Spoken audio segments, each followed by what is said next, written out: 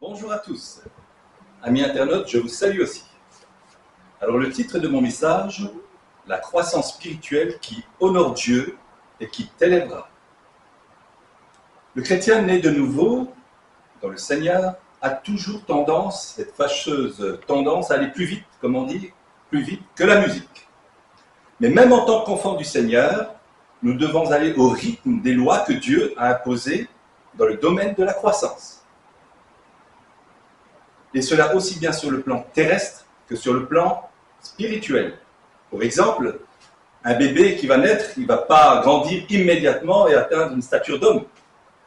Si vous plantez une graine dans le sol, cette graine ne va pas devenir aussitôt un chêne ou un peuplier. L'un et l'autre sont soumis aux différentes étapes de la croissance. Exemple, concernant la semence, qui en a parlé? Qui a parlé de cette semence? Si ce n'est le Créateur lui-même, c'est-à-dire Jésus-Christ. Et cela, nous le trouvons dans Marc 4, versets 26 à 28. Je lis. Il dit encore, « Il en est comme du royaume de Dieu, comme quand un homme jette de la semence en terre. Qu'il dorme ou qu'il veille nuit et jour, la semence germe et croît sans qu'il sache comment. » Verset 28, « La terre produit d'elle-même d'abord l'herbe, puis l'épi, puis le grain, tout formé dans l'épi. Et dès que le fruit est mûr, on y met la faucille, car la moisson est là. »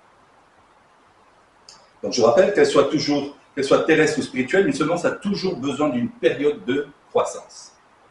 C'est un rythme de loi que Dieu a établi. Retour sur la parabole de Marc 4, verset 28. Jésus dit, « La terre produit d'abord d'elle-même l'herbe. » Et je situerai donc l'herbe dans le stade de l'enfance, où le lait, c'est-à-dire l'enseignement, est donné jusqu'à satiété. C'est ce que nous confirme l'apôtre Paul dans Hébreux, chapitre 5, verset 13. Or, quiconque est au lait n'a pas l'expérience de la parole de justice, c'est-à-dire la parole de Dieu, car il est un enfant. Retour sur Marc 4, verset 28, Jésus dit, après l'herbe vient l'épi, que je situe au stade de l'adolescence. Stade critique et particulier que les parents connaissent bien, c'est le stade de l'apprentissage. C'est pendant cette période que nous devons apprendre à vivre le fruit de l'esprit, c'est-à-dire apprendre à vivre dans la paix et la joie de Christ. Même si nous vivons des moments difficiles, souvent voire pénibles, et qui nous poussent souvent au découragement. Qui n'a pas connu des périodes de découragement? Je rappelle, 1 Thessaloniciens chapitre 5, verset 16 et 17, soyez toujours joyeux. Verset 17, priez sans cesse. Soyez toujours joyeux, priez sans cesse. Nous exhorte la parole de Dieu, quelles que soient les situations. Dans le fruit de l'esprit, qui se trouve dans Galates chapitre 5, verset 22, il y a aussi à apprendre, entre autres, la patience et la maîtrise de soi. Retenez bien, la patience et la maîtrise de soi. C'est dans la phase de la croissance de l'épi, période d'apprentissage, que Dieu met chacun de nous à l'épreuve. Ces épreuves qui peuvent nous toucher soit moralement ou physiquement ont pour but à la fois de permettre de mieux nous connaître à travers telle ou telle situation que nous pouvons traverser, des situations souvent pénibles et difficiles. Là, nous pouvons voir comment nous pouvons réagir face à ces situations. Et surtout, je dis bien, nous méfier de notre propre cœur. Car combien nos sentiments peuvent être trompeurs face à Dieu, ces sentiments peuvent nous pousser souvent au doute, à l'incrédulité, ou bien souvent à la rébellion. Je rappelle les paroles de Jésus concernant justement le cœur. Cet organe si sensible, si précieux et si vital pour le cœur humain. Mais Jésus a donné un verdict sur le cœur humain. Matthieu 15, verset 28. Car c'est du cœur, Jésus dit, car c'est du cœur que viennent les mauvaises pensées, les meurtres, les adultères, les débauchés, les adultères, relations sexuelles en dehors du cadre du mariage, hein, lorsqu'on trompe le conjoint ou la conjointe, et la débauche, c'est la fornication, rapport sexuel aussi, je vais dire, pas dans le cadre du mariage. Il dit aussi les vols, les faux témoignages, les calomnies, les rumeurs, comme dans le monde, aussi bien dans l'Église, les calomnies, les rumeurs, les bruits de couloir. Jésus dit que tout cela, voilà, ce sont les choses qui souillent l'homme. Qui souillent l'homme. Lorsque nous traversons des temps d'épreuve et d'attente, Dieu veut nous apprendre à compter non plus sur nos propres forces, mais sur les siennes. Non plus sur ce que nous pouvons faire par nous-mêmes, mais sur ce que lui peut et veut faire à travers nous. Il permet même que bien souvent tous nos efforts n'aboutissent à rien. À rien. Pourquoi? Parce que l'homme a souvent tendance à vouloir prendre des raccourcis. Seigneur, tu tardes, moi j'ai un plan B, moi je peux aller plus vite que toi.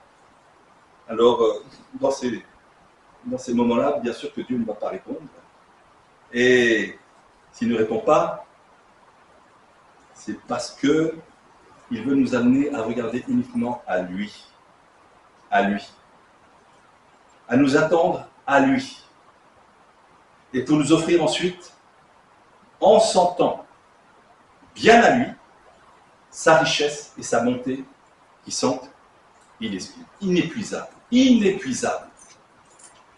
Notre vie en Christ est une période de mise à l'épreuve, pendant laquelle Dieu nous forme pour un avenir simplement glorieux.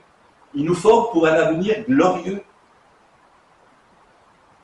Et si nous savons et si nous croyons cela, tout peut changer pour nous dans notre vie spirituelle à suivre Jésus, son Fils. Tout peut changer. Suite Marc 4, verset 28, « Après l'herbe et l'épi, arrive le moment du grain tout formé dans l'épi. » C'est la troisième phase de la croissance. C'est pendant cette période que nous devons attendre patiemment.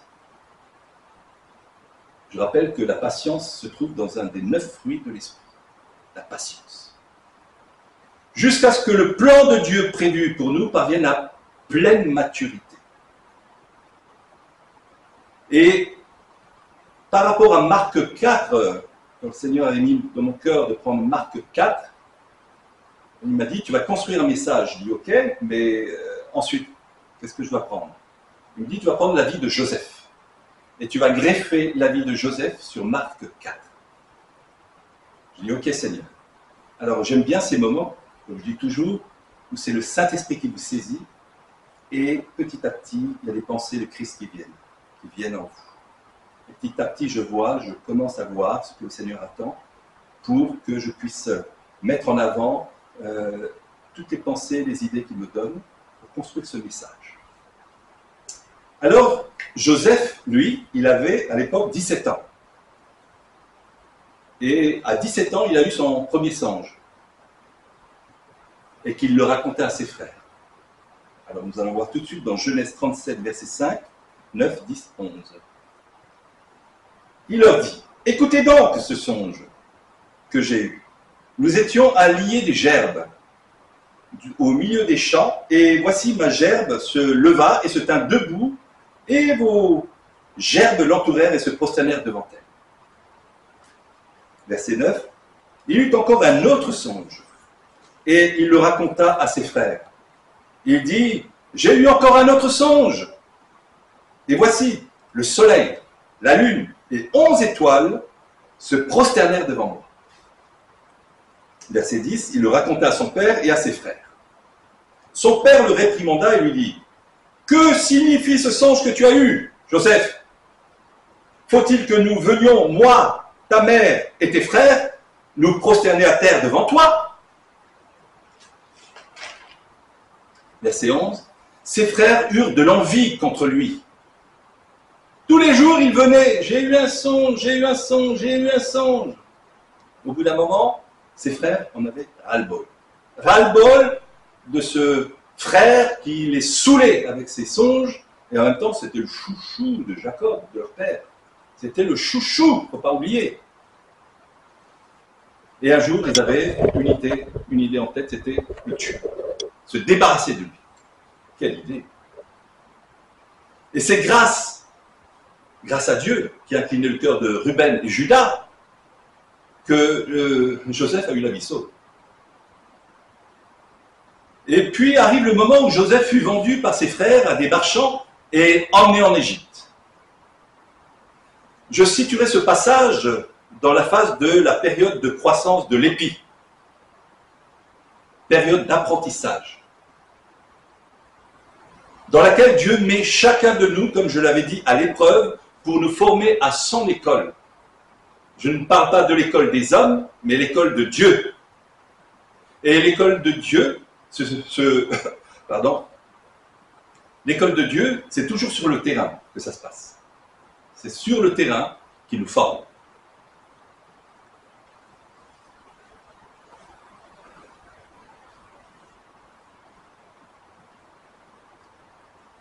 Et puis, il y a aussi, Joseph ne pouvait pas être utilisé immédiatement par Dieu à cause de son orgueil. À cause de son orgueil. Pourquoi? Il y avait non seulement l'orgueil, mais aussi l'immaturité. Son immaturité. À l'âge de 16 ans, il reçoit 2 songes. Mais il ne pouvait pas comprendre le plan et le but de Dieu pour sa vie.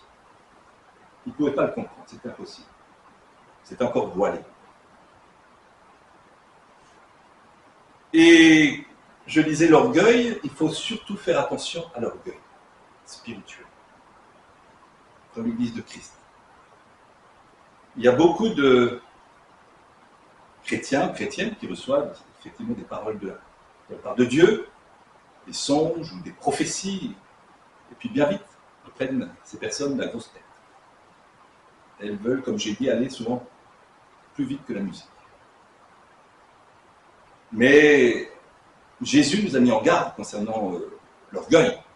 Et dans Luc 14, verset 11, il nous dit, Jésus, car quiconque s'élève sera abaissé. Quiconque essayera de s'élever par ses propres forces, Jésus a dit, il sera abaissé. Et quiconque s'abaissera sera élevé. L'humilité précède la gloire. L'humilité précède la gloire. Dieu aime les cœurs humbles. Et quand il voit les cœurs humbles qui se laissent façonner, qui se laissent conduire par son esprit, c'est lui à ce moment-là qui élève aux yeux des hommes ceux et celles qu'il a préparés. Le temps de l'épreuve pour Joseph a bien commencé au moment où il fut vendu comme esclave par ses frères. Et à travers ce temps d'épreuve, Joseph aurait pu se dire, eh ben, me voilà loin de ma famille. Je suis seul. Qu'est-ce qui m'empêcherait maintenant de vivre comme ceux qui ne connaissent pas Dieu? Qu'est-ce qui m'empêcherait? Mais grâce à Dieu, Joseph n'a pas eu ce genre de réaction. Et ainsi, un peu plus tard, c'est la femme de son maître qui avait des idées bien précises envers lui. Elle avait envie de consommer du Joseph. Son cœur n'était plus que pour Joseph. Joseph. Et tous les jours, elle harcelait Joseph en lui disant « Couche avec moi, Joseph. Viens, Joseph. » Mais lui, il répond aussitôt à cette femme, à sa maîtresse. Il lui dit dans Genèse 39, verset 9, « Il, le maître, n'est pas plus grand que moi dans cette maison. Et il ne m'a rien interdit, excepté toi, parce que tu es sa femme. Comment ferais-je un aussi grand mal et pécherais-je contre Dieu? Comment? Ok, elle se calme. Et puis un jour, Joseph arrive dans la maison. Curieusement, il n'y avait aucun serviteur, aucune servante ce jour-là. Et qui se dresse devant Joseph? La femme de son maître. La femme de son maître. Ah, elle était dans un état, mais c'était une tigresse prête à sauter sur lui. Joseph, couche avec moi, maîtresse. Calmons-nous, maîtresse. Je t'ai déjà dit pourquoi je ne voulais pas. Mais Joseph, oublie ton maître. Pense à moi, Joseph. Tu es beau, tu es fort. Viens, nous sommes seuls maintenant, seuls dans la maison. Mais non. Et elle se rue sur lui, elle saute sur lui, elle s'agrippe à ses vêtements. Pause. Là, vraiment, Joseph se trouve dans une situation. C'est dans ce monde pression où Dieu semble être loin de lui. Joseph, malgré tout, continue à lui faire confiance malgré cette situation. Combien délicate. Vous savez, Dieu s'attend à ce que nous vivions en harmonie avec sa volonté, même si apparemment rien ne nous y encourage à le faire. Face aux séductions, il y a la convoitise de plus en plus pressante et attrayante de ce monde de plus en plus corrompu. Combien d'hommes auraient pu résister actuellement à de telles avances d'une femme pressante, comme l'a été la maîtresse de Joseph? Combien d'hommes auraient pu résister comme ça? Parce que ce qui était valable du temps de Joseph est valable pour les chrétiens d'aujourd'hui. Chrétiens de la dernière heure, où l'esprit de séduction est très fort actuellement. Très fort. Et c'est pour ça que Jean nous rappelle, c'est dans 1 Jean 2, verset 15, où il nous dit « N'aimez point le monde, ni les choses qui sont dans le monde. Si quelqu'un aime le monde, l'amour du Père n'est point en lui. Car tout ce qui est dans le monde, la convoitise de la chair, la convoitise des yeux et l'orgueil de la vie ne vient point du Père, mais vient du monde. Et qui est derrière le monde? Le diable. Le diable. Retour sur Joseph et sa maîtresse. Voyant son intégrité, la femme de son maître entre dans une rage folle en voyant Joseph détalé, refusant ses avances, folle de rage. Mais derrière la rage de la femme de son maître, il y avait une autre rage. La rage du diable, la rage de Satan. Non seulement la maîtresse a échoué face à l'intégrité de Joseph, mais le diable aussi a échoué. Parce que le plan du diable, c'était... Vous savez, il était là aussi quand Joseph a eu ses 2 songes. Et il a compris effectivement que Dieu allait faire quelque chose de grand à travers cet homme. Et pour lui, il fallait stopper immédiatement la vie de Joseph. Et c'est ce qu'il a essayé de faire à travers ses frères, c'est-à-dire le tuer, le supprimer. Mais Dieu est intervenu, il a sauvé la vie de Joseph. Il s'est dit, ok, on va attendre une heure propice. Et le diable s'est dit, on va utiliser sa maîtresse. Petit à petit, il a enflammé le cœur de sa maîtresse vis-à-vis de Joseph. Il s'est dit, Joseph n'a jamais connu de femme. Ça va être facile. Il va tomber dans le piège. Eh ben non. Joseph, pourquoi? Il avait le cœur droit. Il aimait son Dieu et il respectait son maître. Les deux ont échoué, la femme du maître et le diable, les deux ont échoué face à cette droiture de cœur. Et 1 Pierre, je rappelle, nous dit, chapitre 5, versets 8 et 9, « Veillez, votre adversaire, le diable, rôde comme un lion rugissant, cherchant qui il dévorera. » Verset 9, « Résistez-lui avec une foi ferme. » C'est ce qu'a fait Joseph. Et pourtant, il n'avait pas la Bible comme nous. Il n'avait pas le Saint-Esprit comme nous. Il avait juste sa foi en son Dieu et le respect de son maître, de sa maîtresse. Et actuellement, attention à l'esprit de séduction. Attention. Le diable est en train de mettre le paquet pour essayer de faire chuter les chrétiens ou les chrétiennes. Dans tous les domaines. Attention. Joffrand, folle de rage, elle l'accuse faussement. C'est pas étonnant, puisque le diable, c'est le prince du mensonge. C'est le prince du mensonge, a dit Jésus. Joseph se retrouve, malgré son intégrité et sa fidélité envers son maître et son Dieu, en prison. Dans ces moments-là, on se demande où est Dieu. Mais Dieu, mais tu connais mon intégrité, ma fidélité envers toi, mais pourquoi? Mais qu'est-ce qui se passe? Où est Dieu? Où es-tu? Mais face à cette situation, Joseph persista, malgré tout, à faire confiance à son Dieu. Mais bien qu'il soit quand même en prison, combien de fois n'a-t-il pas invoqué Dieu de le faire sortir de ce lieu et de cette situation qui portait atteinte à son intégrité? Et pourtant, Dieu semblait rester sourd à ses pleurs, voire même à ses états de dépression, d'abattement.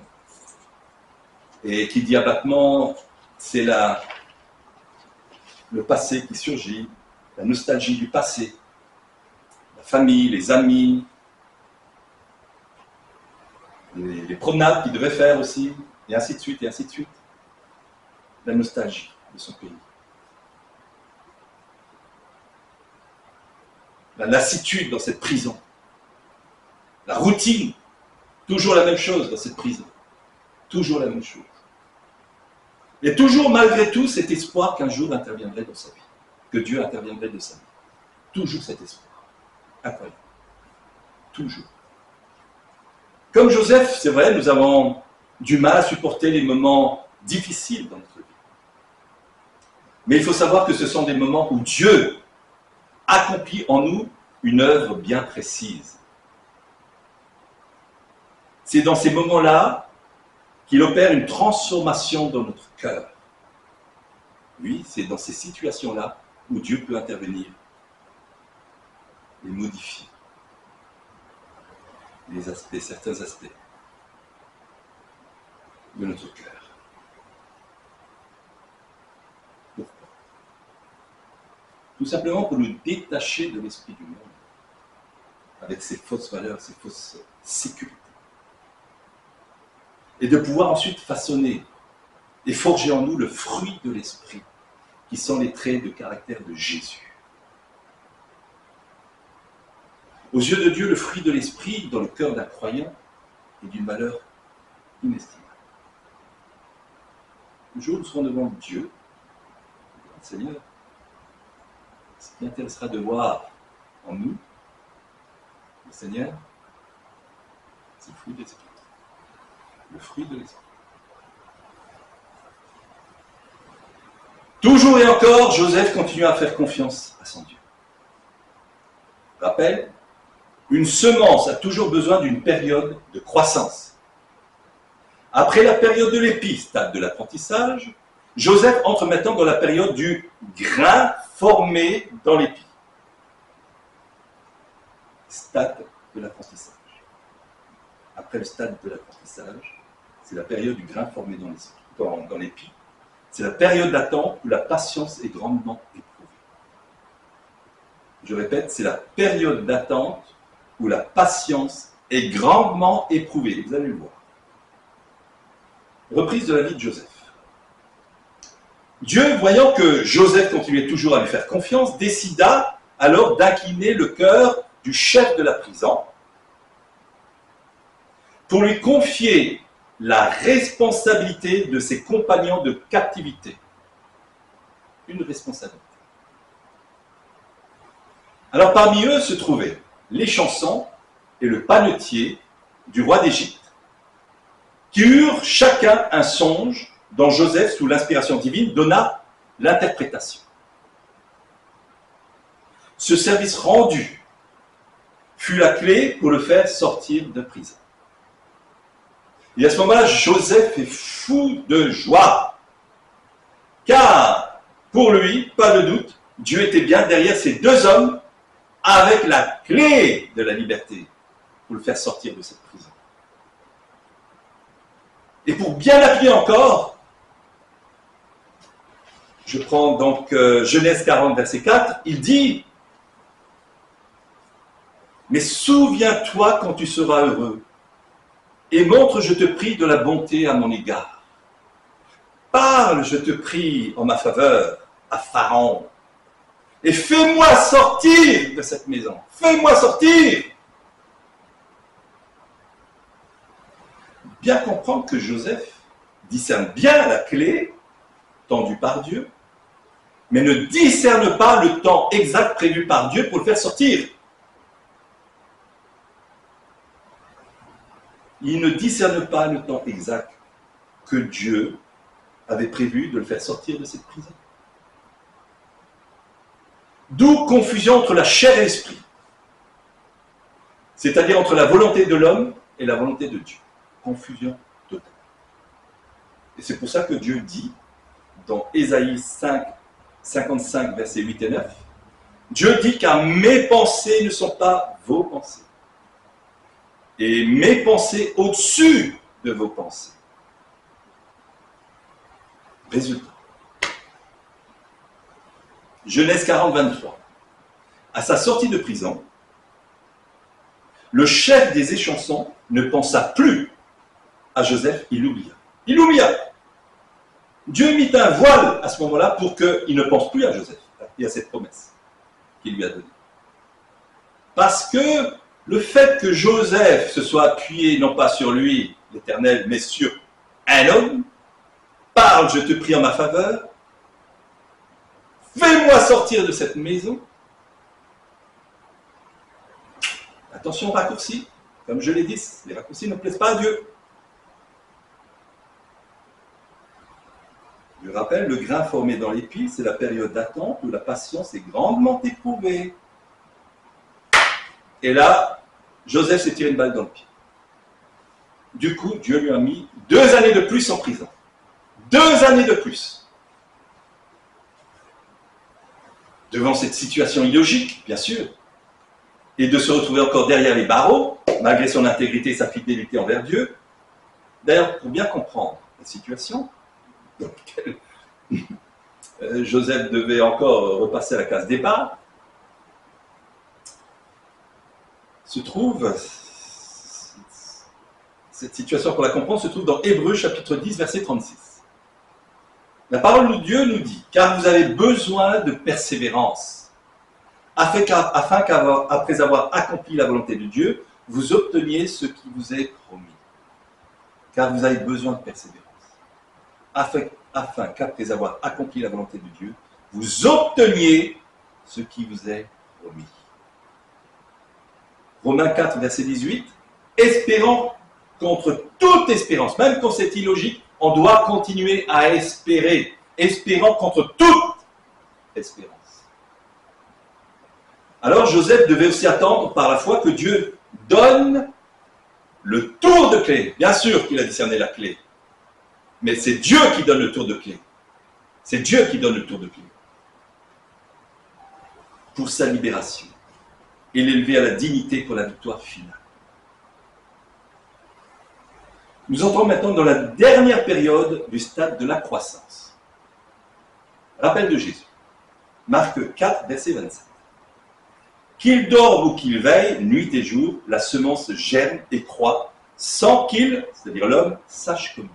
Sans qu'il sache comment. Pour Dieu, Joseph était mûr pour accomplir sa volonté à travers le plan spécial qu'il avait prévu pour lui et pour le peuple d'Israël. Rappel des 2 songes qu'il avait eus à l'âge de 17 ans. Rappel Marc 4, verset 28. Jésus a dit, dès que le fruit est mûr. Question, sur quels critères Dieu se base-t-il pour juger qu'un homme est mûr pour le service? Sur quels critères? Réponse, Hébreux 5, verset 14. Mais la nourriture solide est pour les hommes faits, pour ceux dont le jugement est exercé par l'usage à discerner ce qui est bien et ce qui est mal, selon l'Esprit de Dieu. Mais la nourriture solide est pour les hommes faits, les hommes éprouvés par Dieu. Éprouvés comme l'a été Joseph. Joseph a gravi toutes les marches, toutes les situations possibles, en restant intègre. Ayant toujours une foi entière en son Dieu. Joseph étant mûr, Dieu utilisa le songe de Pharaon pour lui ouvrir toute grande la porte de la prison et l'élever à la dignité de ministre de Pharaon. Et cela au temps convenu par Dieu. Je rappelle que Joseph, au moment où il a été élevé comme ministre de Pharaon, il avait eu 30 ans. Donc, à l'âge de 17 ans, il reçoit ses 2 premiers songes, et au moment où il est élevé à la dignité de ministre de Pharaon, 13 années se sont écoulées. 13 années.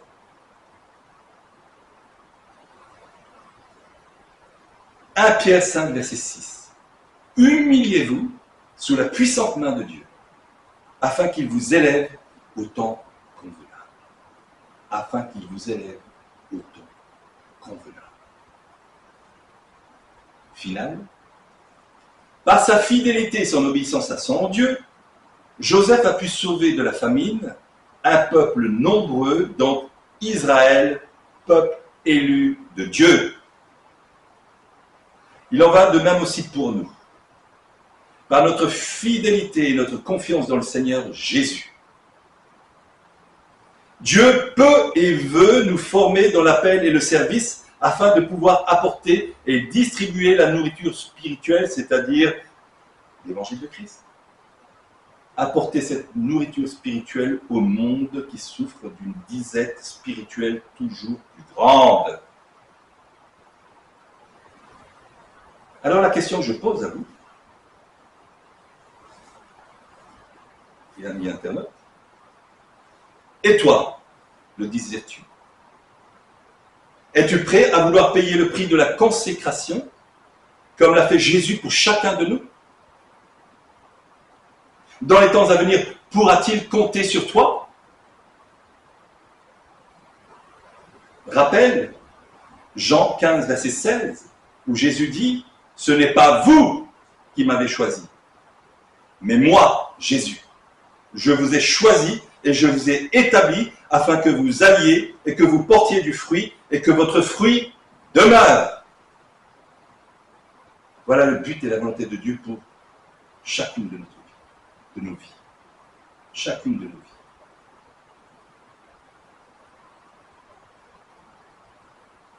N'oubliez pas, quel que soit votre parcours, qu'il soit facile ou difficile, il y a un temps d'épreuve que Dieu a prévu. Et il faut savoir les surmonter, non pas avec nos propres forces, mais uniquement à travers les siennes. Se laisser porter par le Seigneur. Se laisser porter, quoi qu'il arrive. Suivre les traces de Jésus. Et en le suivant, vous arriverez tôt ou tard vers la victoire.